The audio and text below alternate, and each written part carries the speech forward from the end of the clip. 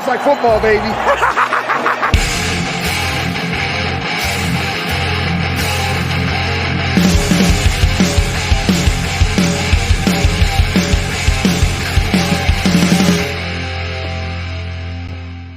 What is up, and welcome into the Fantasy Football Smackdown. I'm your host, Kyle August. You can follow me on Twitter at KyleMonth8. It is Tuesday, October 19th. Week 6 is in the books. We're heading to Week 7, and today I got you covered with my waiver wire rankings heading into the worst bye week we'll probably experience this season. We have a ton of teams on bye, 6 teams on bye total, with lots of firepower going to be missing in action this week, in addition to all the injuries that we're already dealing with. So we got to add these players. We got to get that extra edge on the rest of our league. So appreciate you checking out today's podcast. Real quick, just to remind you guys at the top, if you're not already, subscribe over on YouTube and turn those notifications on so you're notified when we go live. Fantasy Football Smackdown every Thursday night, 7 p.m. Eastern time, covering your start sits, taking your questions. Really love interacting with you guys there. So going to be back later on in the week with my starts and sits for Week 7. Waiver wire sniping every Saturday, YouTube only. So be sure you're checking out that show. More bye weeks to come even after this. Even though it's going to feel like we can't take any more bye weeks, we're going to have some coming up. So waiver wire sniping is going to be just as important as always. So that's YouTube only every Saturday. So appreciate checking out this show. If you're listening on a podcast, wherever you listen to this, rate and review. If you're on Apple Podcasts, that's huge. Means a lot if we see those 5-star reviews coming in. We're creeping up on halfway through the fantasy regular season, just after this week for most of us, now that we have 14 regular season weeks. So still lots of work to put in, but hopefully you guys are having a successful season so far as we're heading into a big Week 7. So if you're watching on YouTube here, you're going to see all my notes from my rankings for this week. So if you're not watching on YouTube, you're missing out on some of this content. So be sure to subscribe over there and check me out on YouTube. All right, here we go. Finally got it all set up. We're going to roll right into this. I mentioned the bye weeks. They suck this week, no doubt. We got 6 teams on bye. Little note as well, I am recording this prior to Monday Night Football, Bills and Titans, so adjust anything here for any news that drops from that game. But again, if you're following me on Twitter at KyleMonth8, I got you covered with any of those takes. All right, teams that are going to be out this week: Buffalo Bills, Dallas Cowboys, Jacksonville Jags, Los Angeles Chargers, Minnesota Vikings, Pittsburgh Steelers. You're talking about some of the biggest names in fantasy all out this week, from Josh Allen, Dak Prescott, Justin Herbert. Kirk Cousins has been good this season. People have been using him. Talking about Zeke, Lamb, Cooper, Eckler, Keenan Allen, Mike Williams, the Pittsburgh wide receivers, Najee Harris, the Vikings wide receivers. Tons of firepower gone off your rosters this week. So if you're looking at your team, if you're setting that lineup and it feels gross, you're not alone. There's more than just you that's suffering through this week. So we got a lot of work to do. Let's dive into it. My top 3 ads, regardless of position, under 50% owned. Number 1's J.D. McKissic. He's already been a playable running back this season. The game script for Washington has often been in his favor. He's heavily involved in the passing game, and he showed it again on Sunday with another great game. Add in the fact that Antonio Gibson is dealing with injury right now and had to leave that game. I think this is a guy that needs to be rostered everywhere. So be sure you're taking a look at him. He's 42% owned, gets Green Bay this week. Number 2 on this list for me is Rashad Bateman. The rookie made his NFL debut last week. He gets Cincinnati this week, 28% owned. And Dearness Johnson comes in at number 3, 2% owned. Could be next man up for the Cleveland Browns as they get a short week against the Denver Broncos in Cleveland. All right, let's dive into these a little bit deeper. Quarterbacks. I put on this list at the very top is Matt Ryan. He's 55% owned, which is over that streamer threshold for me usually. But because the Falcons are coming off a bye week, I feel like he was dropped in a lot of leagues because he was on bye. Obviously, on top of the fact that he hasn't been spectacular for fantasy, but he's definitely usable this week. The Atlanta Falcons are going to be returning off the bye week, heading to Miami, who is coming back from London. No post-London bye week for the Dolphins. Not sure who they pissed off, but they don't get the benefit of that post-London bye. They get to face the Atlanta Falcons, what you could argue is like half a bye week, but I still like Matt Ryan this week. 55% owned in Yahoo leagues. He would be my top streaming option if he's out there. Not only does he get Miami this week, he gets Carolina in week 8, so I think that he's a fine option to go get and could be a 2-week play for you guys if you've been streaming anyway. Number 2 on this list is Jameis Winston, also returning from the bye week this week. He was dropped in a bunch of leagues in week 6. He's 37% owned. The Saints are going to be on the road at the Seahawks. I think Jameis is a fine play this week, but then gets some really nice matchups over the next month as well. After Seattle, the Saints are back at home against Tampa and Atlanta, then at Tennessee, at Philadelphia. I think you can start him in almost every single one of those matchups and feel pretty confident as much as you can starting Jameis Winston. And this new Jameis Winston, right, where he's been a little bit kind of reeled in a bit, but I think Jameis can be a fine fantasy option at least for the next 3 to 4 weeks. And I like him as a streamer this week when bye week hell is upon us. Number 3 on this list is put Derek Carr. He's also just above that threshold, 52% owned. His ownership went down quite a bit with all the fiasco things going on with Las Vegas, but he put up a fine performance against a tough matchup in Denver. Now, he does have a bye after week 7, so this is just a pure 1-week play, but I added him on here because, again, we have a lot of quarterbacks on bye. You could argue that at least 4 to 5 of these quarterbacks are on bye were players that we were starting every week or at least streaming. Number 4 on this list, I put Justin Fields. Probably his best NFL performance last week at home against the Green Bay Packers. Still has not put up those gaudy fantasy numbers yet, but he did have a season-high 43 rushing yards. It looked a little bit more accurate, a little bit more comfortable, and he's going up against Tampa Bay. Fields is 32% owned, is going to be in a matchup where he's going to have to put up points. So I'm going to take a shot on Justin Fields at number 4 on my list, second among quarterbacks under 50% owned. Number 5 on this list is Daniel Jones. He's coming off a dud game after getting knocked out in that Dallas game 2 weeks ago. Came back, was absolute trash against the Rams. I get it.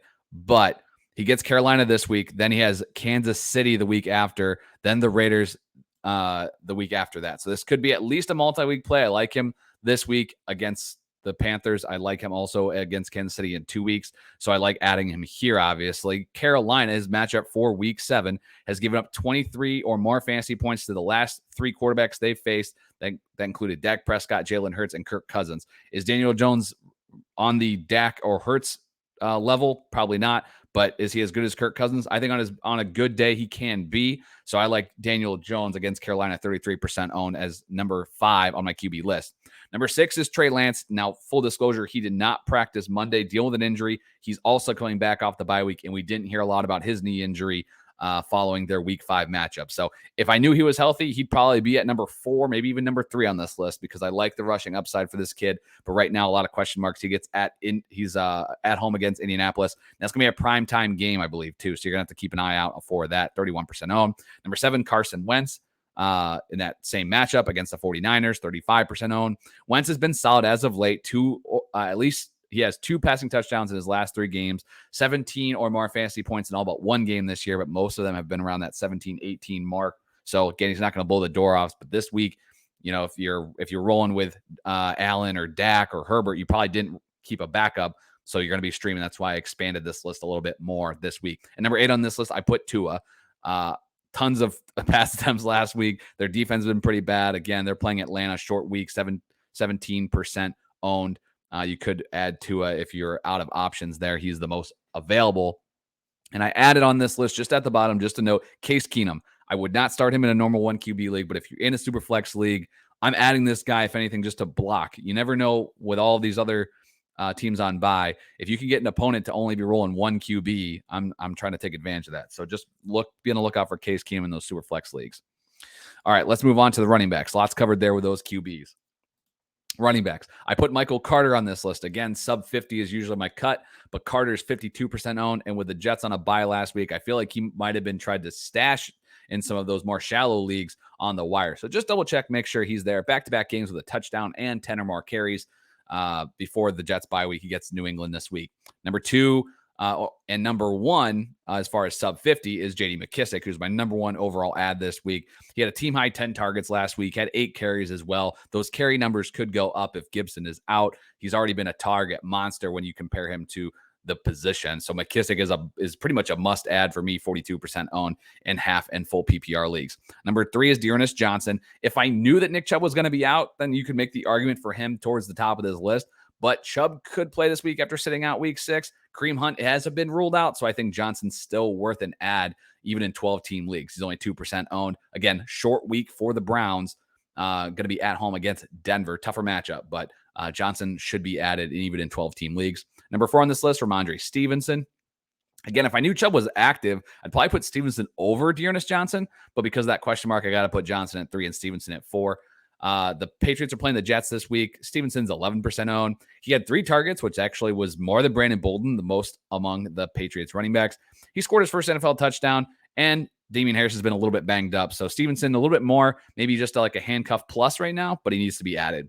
Number 5 on this list, I put the Seattle running backs. Alex Collins is over the 50% threshold, as he should be. But the Seahawks are playing on Monday Night Football next week. Yay for us. So it's going to be Rashad Penny coming back from IR this week, according to Pete Carroll. Full go. We'll see what that looks like. Or DJ Dallas. He's 2% owned. So Penny's 7% owned. Dallas is 2% owned.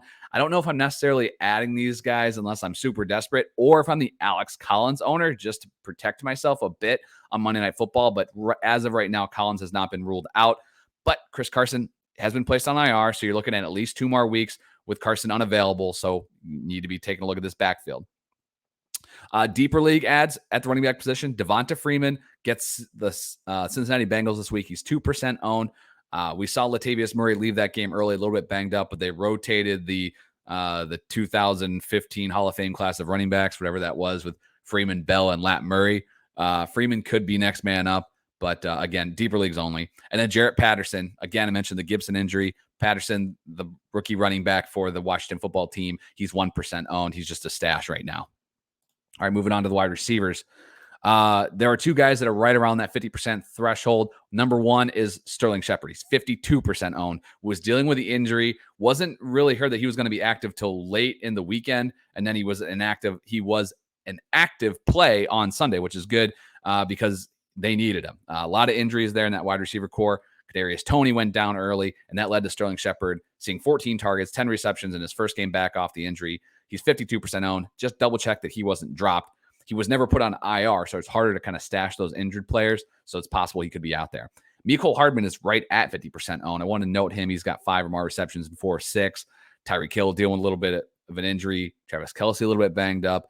I want those pieces of the Chiefs offense, and I think Hardman's the best of the remaining bunch. All right, sub 50. Here we go. Number 1 at the wide receiver is Rashad Bateman. The rookie had led the team in targets his first week out. He's 28% owned. I think better days ahead for this guy. They pretty much could take it easy there in that second half. And with Watkins out, I think this has opened the door for Bateman to be a solid fantasy contributor. He needs to be closer to 40 to 50% owned right now, in my opinion. Number 2 is Darnell Mooney. Caught the touchdown pass last week. With Fields progressing, hopefully that means Mooney can continue to be fantasy relevant. I like him this week against Tampa, who should have the Bears playing catch up. Number 3 on this list is T.Y. Hilton, returned from the IR and was active right away. Saw 4 targets, turned it into 4 receptions for 80 yards. He did leave that game with an injury, but it was a complete blowout. There didn't seem to be a lot of concern on the Colts side of the ball. 39% owned. T.Y. Hilton comes in at number 3. Number 4 on this list is Tim Patrick. Jerry Jeudy is not likely to be back this week. Maybe he's back in week 8. We'll see. But Patrick has been 11 or more fantasy points in all but 1 game this year. I think he's a fine wide receiver 3 this week with all these teams on bye. Denver gets Washington and Dallas in weeks 8 and 9. So if Patrick can stay relevant, those are some good matchups for him. And then number 5 on this list is Amon-Ra St. Brown. The rookie saw 7 targets again on Sunday. That's his 3rd straight game with 7 or more targets. Gets the Rams this week. He's 23% owned. Those targets have not led to a ton of fantasy production. He did get a 2-point conversion on Sunday. But I just think, this is an offense that has struggled to move the ball despite them having a game script that would, produce a lot of passing. So hopefully if that does get turned around, St. Brown is the benefactor there. Deep league adds at wide receiver. Nico Collins, first game back for the rookie, had 6 targets. The rookie for the Houston Texans, he's 1% owned. And then if you're looking super, super deep, keep an eye. If Kadarius Toney's out, if Kenny Golladay continues to be out, and if Darius Slayton, I'm trying to remember all these freaking names for the Giants wide receivers, Dante Pettis saw 10 targets. Yes, that Dante Pettis was elevated from the practice squad and saw a lot of looks right away. So if you're looking super, super deep, especially with 6 teams on bye, there you go. You can thank me later. All right. Tight ends. Number 1 streamer for me far and away is Ricky Seals-Jones. He's been really good for tight end standards without Logan Thomas. He'll be the play again this week against the Green Bay Packers. 29% owned. Last 2 games, RSJ has put up 15 targets and has put up 9 receptions for 99 yards and the touch. I think he's your best streaming option at tight end this week. Number 2 is Evan Ingram. Not as inspiring, even with all the injuries. He's still not getting a ton of looks. He's 33% owned against Carolina. I like the outlook for that offense against the Panthers. Number 4, Gerald Everett. He only saw 3 targets in his return, but he's still the receiving tight end for the Seahawks. 31% owned. Don't love it. I even debated putting this guy a little bit higher. CJ Uzomah. I know he had the breakout game, quote unquote, a couple weeks back with the 2 touchdowns, and then put up a dud. Caught a touchdown this last week. 6% owned against Baltimore. Baltimore has given up 4 touchdowns to tight ends on the season. So I think Uzomah, if you're looking at a super deep, needy team, if you were playing like Dan Arnold last week as an example, who's back on bye this week, or you've been playing Jared Cook, right? I think Uzomah could be worth a look. Again, only 6% owned. And then last but not least, let's cover the DSTs for you guys out there. And again, I cannot stress this enough. I said it on waiver wire sniping, so hopefully these guys are already on your team. The number 1 far and away is New Orleans Saints. I know it's on the road, but they get Geno Smith and the Seattle Seahawks. The Saints are 40% owned, and this is your best option. If you have to spend a little bit of fab money when you usually don't on streaming DST, I would highly recommend you do that now. I don't love any of the other streaming options this week. The Saints are far and away the best. Again, 40% owned, so they may not be available in your league, especially if your league mates listen to waiver wire sniping because they'd already be on their team by now. Number 2 on this list is the Raiders. They're going to be back at home against the Eagles, 13% owned. They've been pretty consistent as far as getting pressure on the quarterback there. So I just take the shot on hopefully them picking up a few sacks against Jalen Hurts. And number 3 on this list is the Seahawks in that same matchup. Maybe Jameis turns into turnover Jameis once again, but it's in Seattle, 8% owned. You could take the look there. All right, there you have it. There's the waiver wire heading into week 7. Again, tons of teams on bye. So when you're setting those lineups, don't get overly concerned that you're missing a lot of firepower because a lot of teams are this week. So again, if you follow me on Twitter at KyleMonth8, hit me up with any of your fantasy questions. Also, again, 7 p.m. Eastern time right here on YouTube. If you're watching on YouTube, 7 p.m. Eastern time live. Start set questions. Come on in, hang out, leave your questions in the chat. We'll get to all of them here live on the show as we cover some of my favorite starts and sits for the week. But until then, good luck on the wire tonight. You're going to need it. Lots of guys are going to be looking for replacements. And I'll catch you later on in the week with some starts and sits. See you guys.